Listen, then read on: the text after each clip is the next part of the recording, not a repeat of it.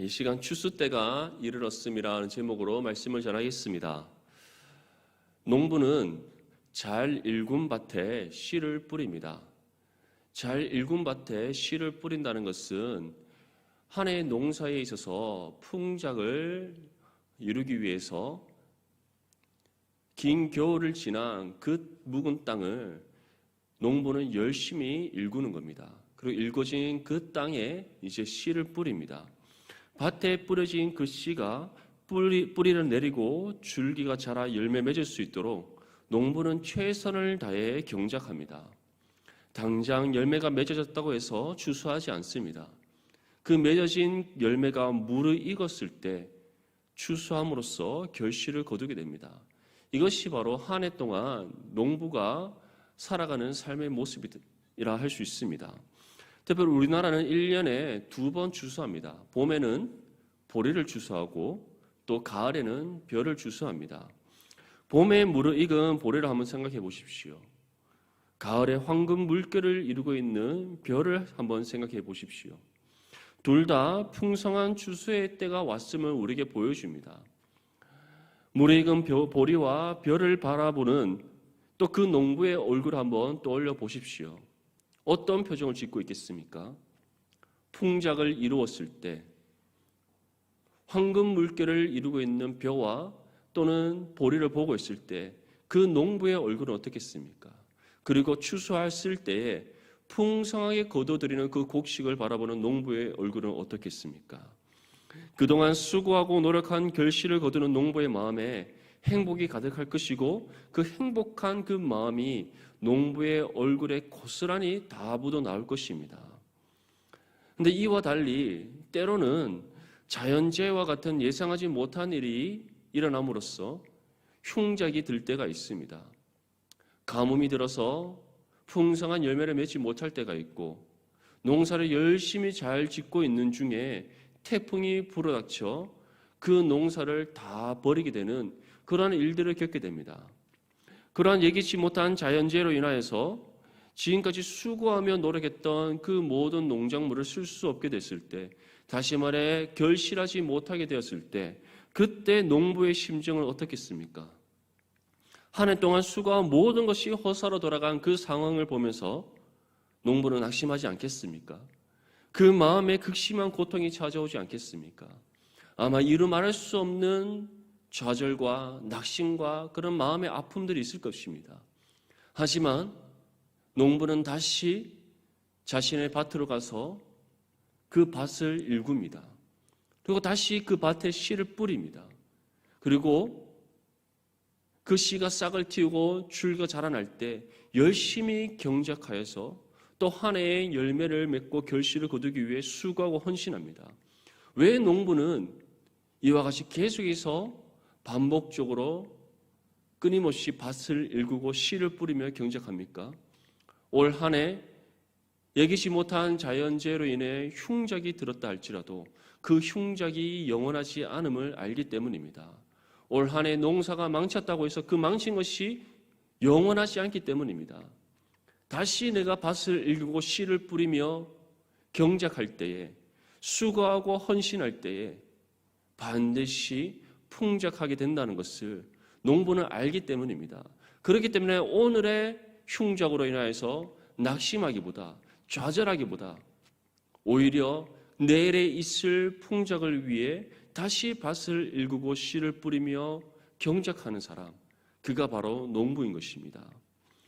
예수님께서는 하나님 나라의 복음을 땅에 뿌려지는 씨 비유를 말씀하셨습니다.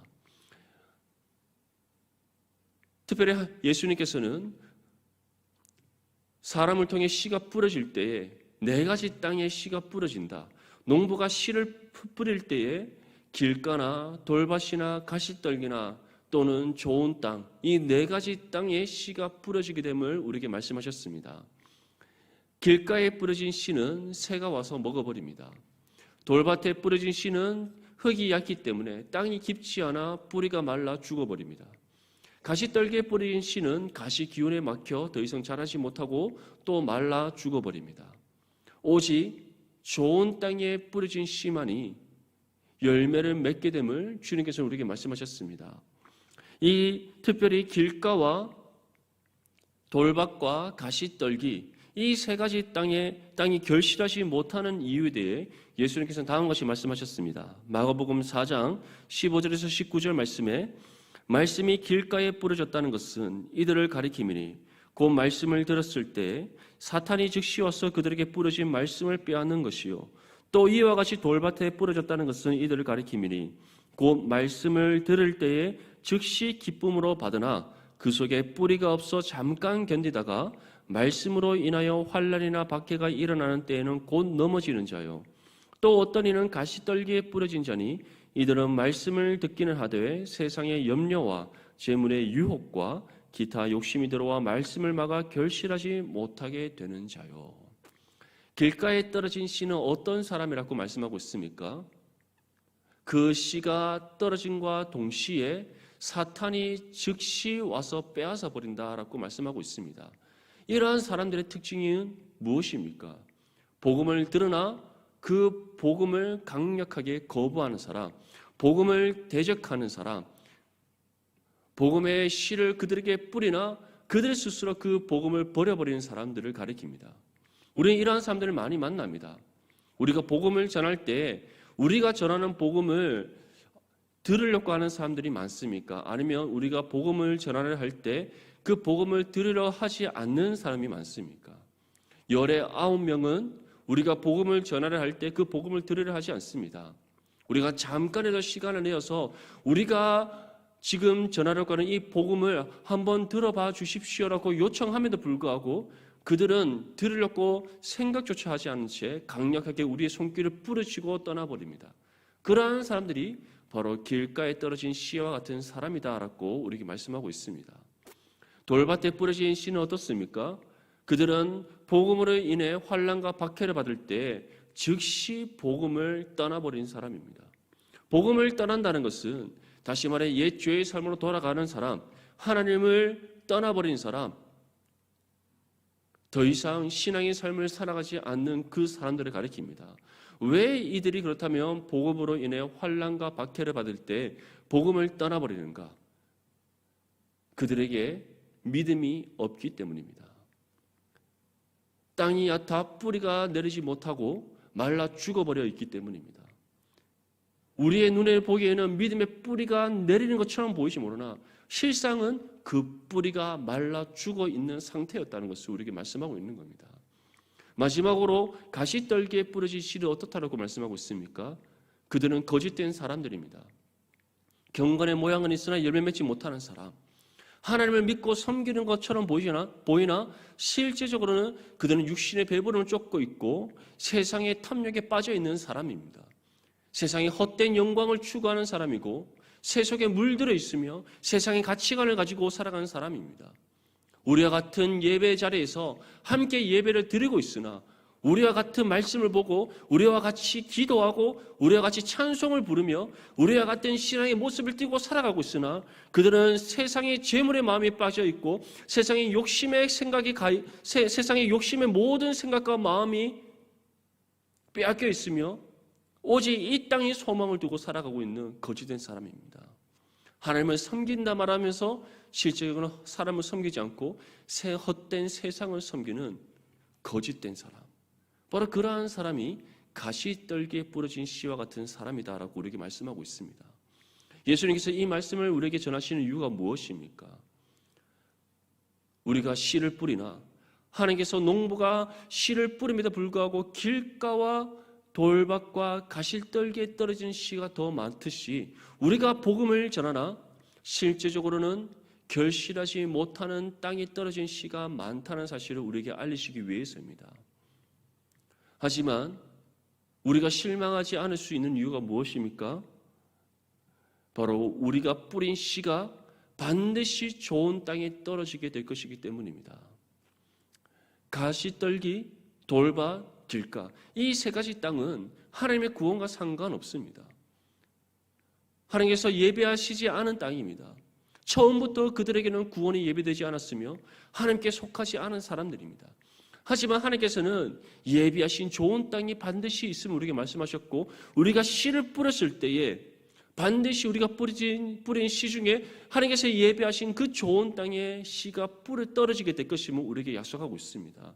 그리고 그 땅에 씨가 떨어졌을 때 하나님께서는 어떻게 하신다고 말씀하고 있습니까? 마가복음 4장 20절 말씀에 좋은 땅에 뿌려졌다는 것은 그 말씀을 듣고 받아 30배나 60배나 100배의 결실을 하는 자니라. 좋은 땅에 씨가 뿌려진과 동시에 하나님께서 예배하신 그 영혼의 복음의 씨앗이 심겨진과 동시에 반드시 열매를 맺어 결실하게 하신다. 그것도 어떻게 결실하게 하신다고 우리에게 약속하고 있습니까? 30배, 60배, 100배 결실하게 되느니라. 이 약속의 말씀을 다시금 굳게 믿고 주어진 복음의 사명을 감당하는 저와 여러분들의 수 있기를 축복합니다. 우리는 그 이른 양을 찾기까지 다시 해사는 쑥으로 복음의 사명을 감당해야 됩니다. 근데 이 일이 참 쉽지가 않습니다. 복음의 씨를 열심히 뿌리는데 우리는 좋은 땅이 누구인지 알 수 없기 때문입니다. 하나님께서 예배하신 그 영혼이 누구인지 알 수 없기 때문입니다. 더 중요한 것은 우리가 복음의 씨를 뿌릴 때 좋은 땅이 떨어지기보다 길가나 돌밭이나 가시떨기에 떨어질 확률이 더 높기 때문입니다. 예수님께서 네 가지 땅의 비유를 말씀하실 때에 네 가지 땅에 떨어진 그 씨의 비유를 말씀하실 때 왜 세 가지 땅을 먼저 말씀하시고 마지막에 한 가지 땅, 좋은 땅을 말씀하셨겠습니까? 좋은 땅에 떨어지는 그 씨보다 길가나 돌밭이나 가시떨기에 떨어지는 씨가 훨씬 많기 때문입니다. 하지만 그럼에도 불구하고 우리에게 낙심하지 마라 말씀하시는 이유, 실망하지 말라 말씀하시는 이유, 농부가 예기치 못한 자연재해를 만나서 그가 열심히 가꾼 그 곡식이 흉작이 되었다 할지라도 그가 낙심하지 않았고 좌절하지 아니하고 다시 땅을 일구고 씨를 뿌릴 수 있는 이유처럼 우리에게 다시금 일어서서 복음의 씨를 뿌릴 것을 말씀하신 이유는 하나님께서 예비하신 그 좋은 땅에 반드시 우리가 복음을 뿌릴 때 그 씨앗이 심겨질 것이기 때문입니다. 그리고 그 씨앗이 심겨졌을 때 이전에 우리가 거두지 못한 결실보다 하나님께서 그 좋은 땅에 떨어진 그 씨를 통해 거두게 하시는 결실이 훨씬 더 많기 때문입니다. 30배, 60배, 100배의 결실입니다. 만약에 우리가 뿌린 그 씨앗 중 하나의 씨앗이 좋은 땅에 뿌려졌다면 그 씨앗을 통해 30배, 60배, 100배입니다. 하지만 우리가 10개의 씨앗을 우리가 뿌린 씨앗 중에 10개의 씨앗이 좋은 땅에 뿌려졌다고 생각해 보십시오. 100개의 씨앗이 좋은 땅에 뿌려졌다고 생각해 보십시오. 하나님께서 거두시는 결실이 얼마나 크겠습니까?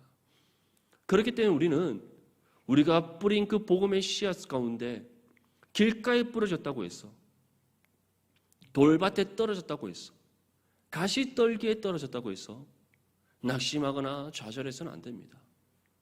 하나님께서 반드시 예배하신 그 좋은 땅에 우리를 통해 복음의 씨앗이 뿌려지게 하실 것임을 믿고 믿음으로 끝까지 충성되게 복음의 사명을 감당해 줄 줄 믿습니다. 예수님께서는 이 부분에 대해 다음과 같이 우리에게 말씀합니다. 우리 본문 26절과 27절 말씀 함께 읽겠습니다. 시작. 또 이르시되 하나님의 나라는 사람이 씨를 땅에 뿌린 것 같으니 그가 밤낮 자고 깨고 하는 중에 씨가 나서 자라되 어떻게 그리 되는지를 알지 못하느니라. 아멘. 우리는 이 말씀에서 다시금 한번 확인하게 되는 사실이 있습니다. 하나님께서는 하나님이 자른된 우리를 통해 이 땅 가운데 복음의 씨가 뿌려지게 하십니다. 믿습니까? 하나님께서는 모든 것을 스스로 하실 수 있음에도 불구하고 우리를 통해 이 땅 가운데 복음의 씨가 뿌려지게 하십니다. 그래서 예수님께서는 우리에게 무엇이라고 말씀하셨습니까? 우리를 가리켜 복음의 증인이라고 말씀하셨습니다. 땅끝까지 이르러 내 복음의 증인이 되라고 우리에게 명령하셨습니다. 주님께서 우리에게 분부한 모든 것을 다 가르쳐 지키게 하라 명령하셨습니다. 세상의 끝날이 반드시 올 것이기 때문에 그 날이 오기까지 우리에게 주어진 전 신앙의 삶을 들어 하나님의 나라의 복음을 전하는 그 사명을 감당할 것을 우리에게 말씀하셨습니다. 그 이유가 무엇입니까? 하나님께서는 우리를 통해 복음의 씨가 이 땅 가운데 뿌려지게 하시고 우리를 통해 뿌려진 그 복음의 씨를 통해 반드시 결실하시기 때문입니다. 그런데 이러한 하나님 나라의 역사, 영혼 구원의 역사, 누가 일으키시는 것입니까? 바로 하나님께서 하시는 일입니다. 우리는 복음을 전할 뿐입니다. 우리의 전 삶을 들어 복음의 씨앗을 뿌릴 뿐입니다. 우리의 삶이 마감하는 그 순간까지 우리에게 주어진 복음의 사명을 충성되게 감당하는 삶을 살아갈 뿐입니다. 그 가운데 결실하시는 분, 하나님께서 예비하신 좋은 땅에 우리가 뿌린 복음의 씨앗이 심겨지게 하셔서 열매 맺게 하시고 결실을 거두시는 분, 그분은 하나님이십니다. 예수님께서 우리에게 무엇이라고 말씀합니까? 하나님 나라는 사람이 씨를 땅에 뿌린 것 같다. 농부가 밭에 씨를 뿌립니다. 그런데 그 씨가 싹을 틔어 뿌리를 내리는 것은 농부가 하는 일이 아닙니다. 싹을 틔운 그 씨가 줄기가 자라 열매 맺는 것, 농부가 하는 일이 아닙니다. 그 일은 누가 합니까? 사람의 편에서 본다면 바로 그 씨가 직접 하는 일입니다. 땅으로부터 양분을 얻고 하늘로부터 햇빛과 물을 받아서 그 씨가 직접 싹을 틔우고 뿌리가 깊게 내리고 줄기가 자라 열매를 맺는 겁니다. 농부가 오늘 하루 열심히 그 뿌린 씨에 물을 붓습니다. 물을 줍니다. 그리고 주변에 있는 여러 가지 병충을 없애고 거름을 줍니다. 농부가 하는 일은 거기까지입니다. 직접 싹을 틔우고 뿌리를 내리며 줄기가 자라 열매를 맺는 것은 바로 땅이 하는 일이요, 또 그 씨가 직접 감당해야 될 몫이라는 사실입니다. 하나님 나라가 바로 그렇다는 것이죠. 하나님의 자녀된 우리를 통해 하나님께서 이 땅 가운데 복음의 씨가 뿌려지게 하십니다. 하지만 그 복음의 씨가 하나님께서 예비하신 그 좋은 땅에 뿌려져서 열매 맺게 하시고 결실을 거두게 하는 것, 그것은 바로 하나님께 속한 일이라는 사실을 우리에게 말씀하고 있는 겁니다. 그래서 27절 말씀에 이와 같이 말씀하는 겁니다. 그가 밤낮 자고 깨고 하는 중에 씨가 나서 자라되 어떻게 그리 되는지를 알지 못하느니라. 농부가 땅에 씨를 뿌리지만 결실을 거둠에 있어서 자연의 상황이 중요하듯이 하나님 나라의 역사 또한 하나님의 주권에 있다는 사실을 기억할 수 있기를 바랍니다. 풍작이 들기 위해서는 좋은 땅에 씨를 뿌려야 됩니다. 열심히 잘 일궈낸 그 좋은 땅에, 양분이 풍성한 그 땅에 씨를 뿌려야 됩니다. 그리고 적절한 때에 비가 내려야 되고 또 햇빛을 통해서 그 농작물이 영양분을 받아야 됩니다. 땅과 물과 햇빛, 이 세 가지의 조화가 잘 이루어져야지 바로 이 농작물이 잘 자라서 풍성한 곡식을 맺게 되는 겁니다. 하지만 만약에 비가 내리지 않아 가뭄이 들었다고 한번 생각해 보십시오. 또는 잘 일궈낸 거름이 풍부하고 양분이 많은 땅이 아니라 좋지 않은 땅에 씨를 뿌렸다고 생각해 보십시오. 제대로 일궈내지 않은 그 땅에 씨를 뿌렸다고 한번 생각해 보십시오. 또는 열심히 잘 가꿔서 곡식이 풍성하게 자라는데 태풍이 와서 농작물이 다 쓰러져 버렸다고 한번 생각해 보십시오. 그러면 그 해에 풍성한 결실을 거둘 수 있겠습니까? 아마 가뭄이 심하게 들었을 때는 열매가 제대로 맺지 않아 결실을 거두지 못할 것입니다. 좋지 않은 땅에 만약에 씨를 뿌렸다면 그 씨는 처음부터 싹을 제대로 틔우지 못할 것입니다. 곡식이 잘 자라고 있는 가운데 태풍이 심하게 와서 모든 곡식을 다 휩쓸어 가버린다면 그때에도 그 농사는 더 이상 풍성한 결실을 거두지 못하게 될 것입니다. 이처럼 농사에는 자연의 상황이 너무나 중요합니다. 잘 읽어내고 양분이 풍성한 땅에 씨를 뿌려야 되고 그 뿌려진 그 씨가 땅으로부터 양분을 풍성하게 받고 또 적절한 때에 비가 와야 되고 햇빛을 통해서 그 작물이 잘 자라날 수 있도록 충분한 에너지를 공급해 줘야 됩니다. 이 세 가지 요소가 잘 조화를 이뤄야지 그 해의 풍작을 이룰 수 있는 겁니다. 하나님 나라는 어떻겠습니까? 하나님 나라는 어떻습니까? 하나님께서는 구원받은 하나님의 자녀를 통해 복음의 씨가 세상에 뿌려지게 하십니다. 그 가운데 하나님께서는 예비하신 그 좋은 땅에 반드시 우리를 통해 그 복음의 씨가 떨어지게 하십니다. 좋은 땅에 그 떨어진 그 씨를 틔우게 하시는 분, 그 싹을 틔우게 하시는 분은 하나님이십니다. 뿌리를 깊게 내리게 하시고 줄기가 풍성하게 자라고 또 열매 맺게 하시며 결실을 거두게 하시는 분, 하나님이십니다.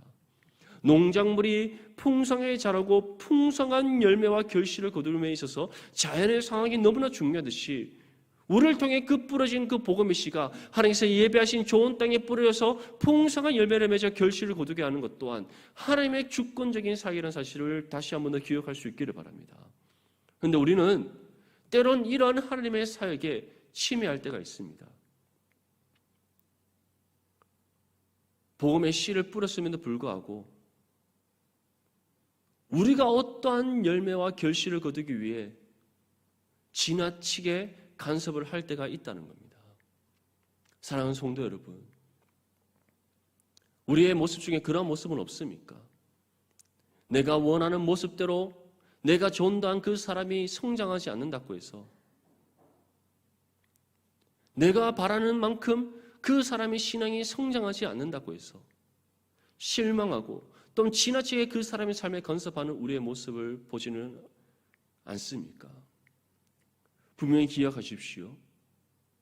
우리가 복음의 씨를 뿌렸지만 그 복음의 씨가 좋은 땅에 뿌려지게 하시고 또한 그 좋은 땅에 뿌려진 그 씨가 싹을 틔우고 줄기가 자라 열매를 맺고 결실을 거두게 하는 것, 하나님의 사역이라는 것, 하나님의 주권에 속한 일이라는 사실을 기억할 수 있기를 바랍니다.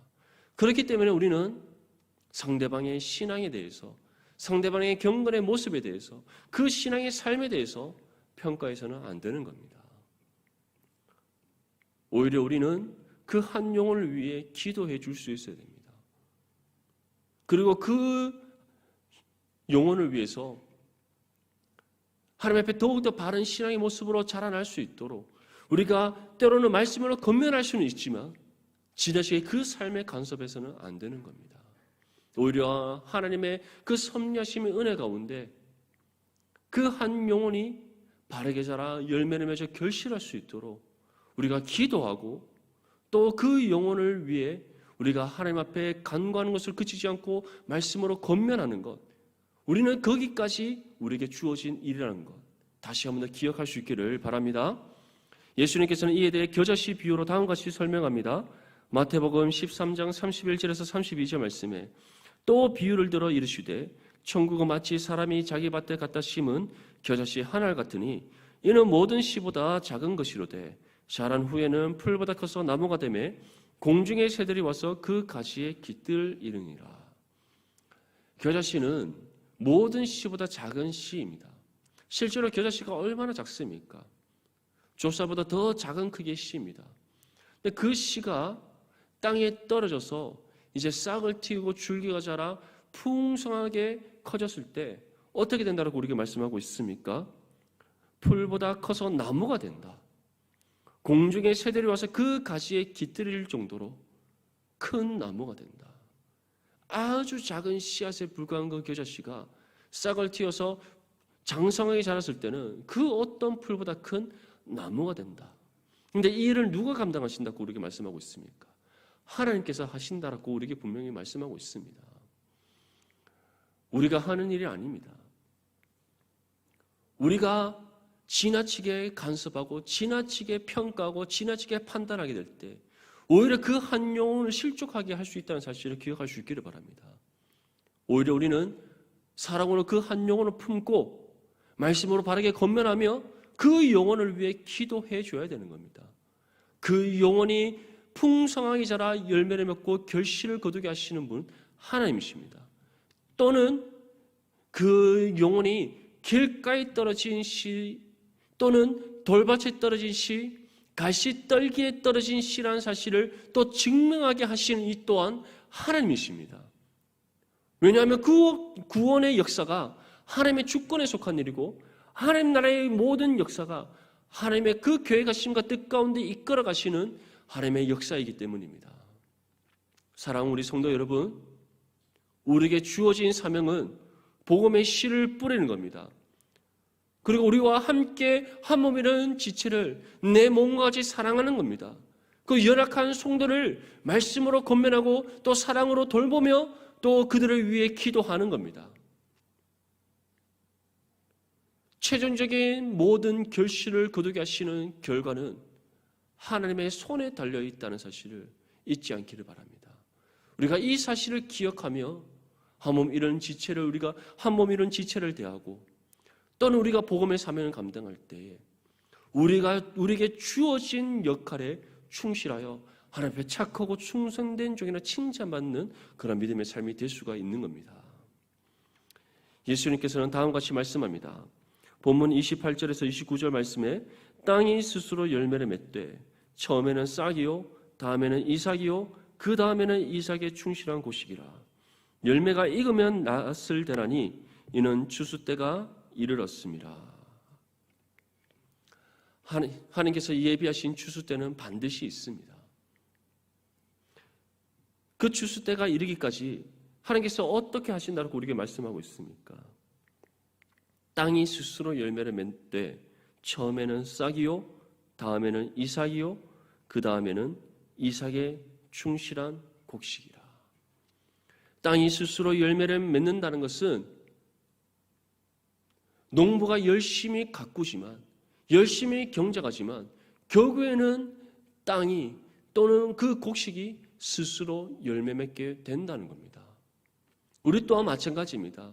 우리가 열심히 복음을 전하고 또 한 몸이라는 지체를 자신의 몸같이 사랑하고 또 서로 말씀을 권면하고 그 한 영혼을 위해 우리가 기도하지만 결국 싹을 틔우고 줄기가 자라 열매를 맺는 것은 하나님께서 하시는 일이신 것입니다. 그리고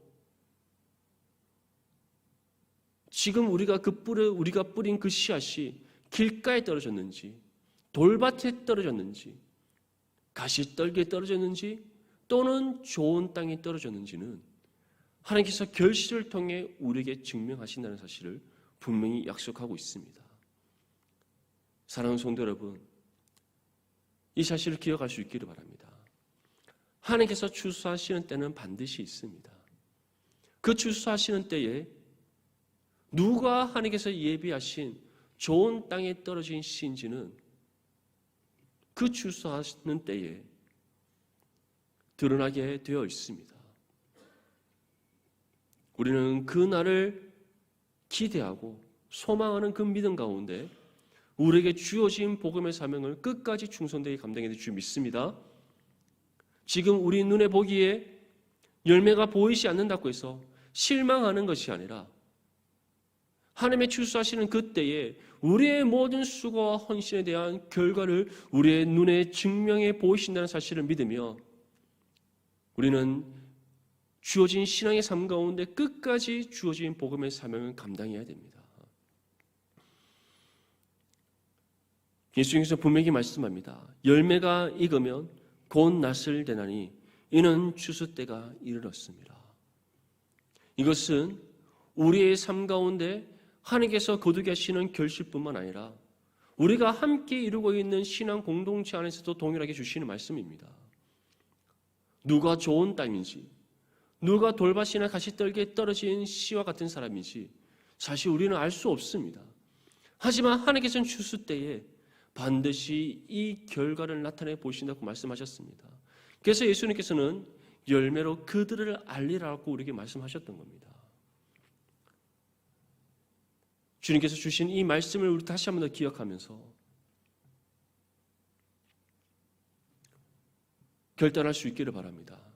주님, 내게 주어진 신앙의 삶 가운데 지금 당장 내 눈앞에 열매가 보이지 않는다고 해서 실망하거나 낙심하거나 좌절하는 것이 아니라 믿음으로 충성되게 복음의 사명을 감당하게 하여 주시옵소서.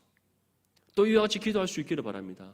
하나님, 내 눈에 보기에 내가 또는 나의 삶의 기준으로 하물며 지체를 평가하거나 판단하지 않게 하여 주시옵소서.